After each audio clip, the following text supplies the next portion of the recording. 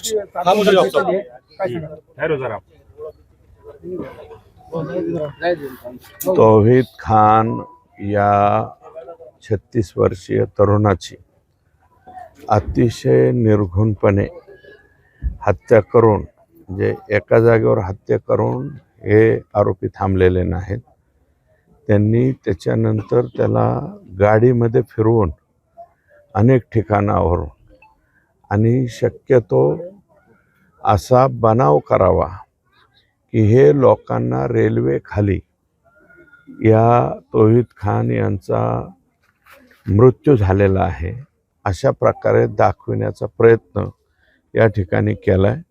आज मी इथं आलो, कुटुंबियांची भेट घेतली आणि इतरही काही त्यांचे नातेवाईक मंडळी, सामाजिक काही कार्यकर्ते या सगळ्यांचे काही ऑब्जेक्शन्स आहेत.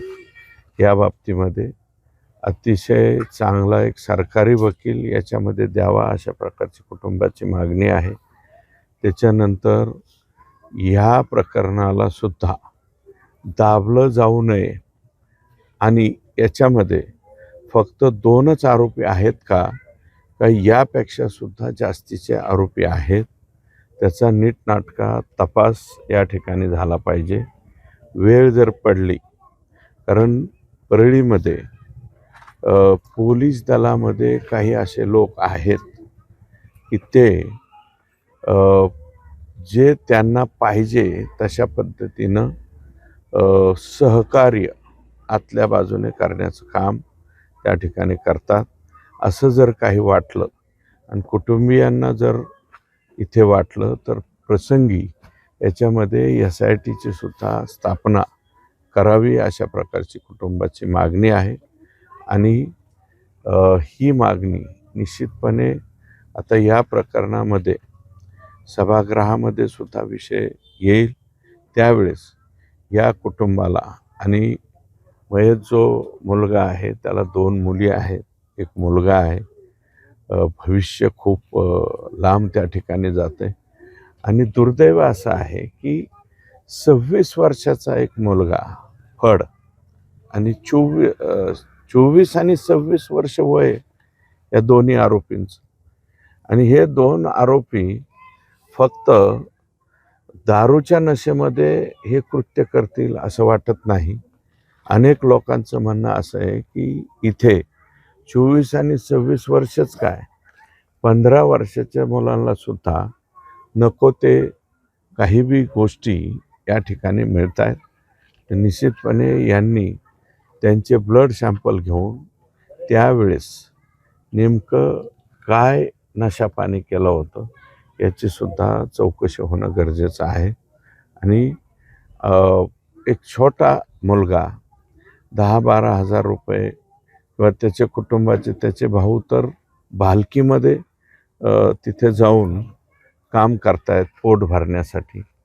आणि एवढ्या गरीब त्या मुलाची अकारणपणे हत्या का केली गेली याची संपूर्ण चौकशी झाली पाहिजे अशी मागणी या ठिकाणी मी करणार. अण्णा, एकूणच जिल्ह्यामध्ये गुन्हेगारीचं प्रमाण खूप वाढत आहे. काय संतोष अण्णा देशमुखांच्या प्रकरणाच्या नंतर आपण कंट्रोल झाला असं म्हणतो, परंतु काही बाबीमध्ये कंट्रोल झालेला नाही. आणि पश्चिम बाजूला निश्चितच बीडमध्ये शांतता आहे.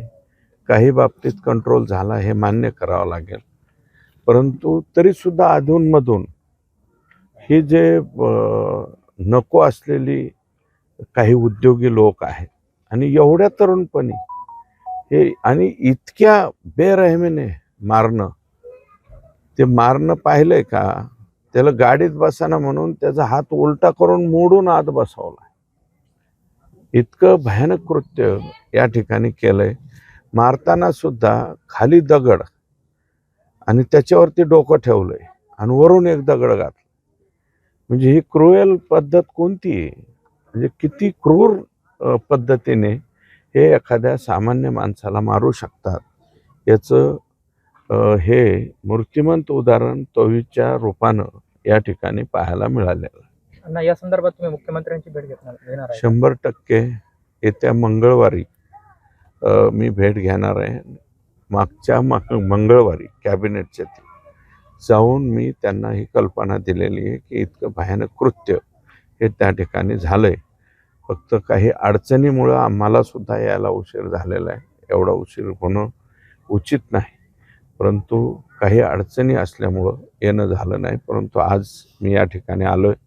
निश्चितपणे तौहीद खानच्या बाजूने त्या ठिकाणी सभागृहामध्ये आवाज उठवला जाईल. कारण एखाद्याला जीवनातून संपून टाकणंही मान्य, पण इतक्या बेकार पद्धतीने हे मान्यच होऊ शकत. कॉल रेकॉर्डिंगमुळे अण्णा जिल्ह्यामध्ये सामाजिक सलोखा बिघडला आहे, आपण काय आव्हान करणार? आता ते कॉल रेकॉर्डिंगच्या बाबतीत सुद्धा मला असं कळाल्याच्या नंतर मी आता याचे जे इन्व्हेस्टिगेशन ऑफिसर आहेत शिंदे साहेब त्यांच्याशी निश्चितच बोलेल. त्याच्यातले काही वाक्य फार ऑब्जेक्शनेबल आहेत. असे वाक्य त्यांनी वापरायला नको होती, पण ती वापरली गेली. म्हणूनच याच्यामध्ये थोडासा संशय बाळगतोय की आणखी काही लोकांचा त्याच्यामध्ये समावेश आहे का. तपासामध्ये जी शंका कुटुंबियांनी आणि इतर लोकांनी या ठिकाणी व्यक्त केलेली आहे त्याच्या बाबतीमध्ये निश्चितच चौकशी झाली पाहिजे असं माझंही मत बनलेलं आहे.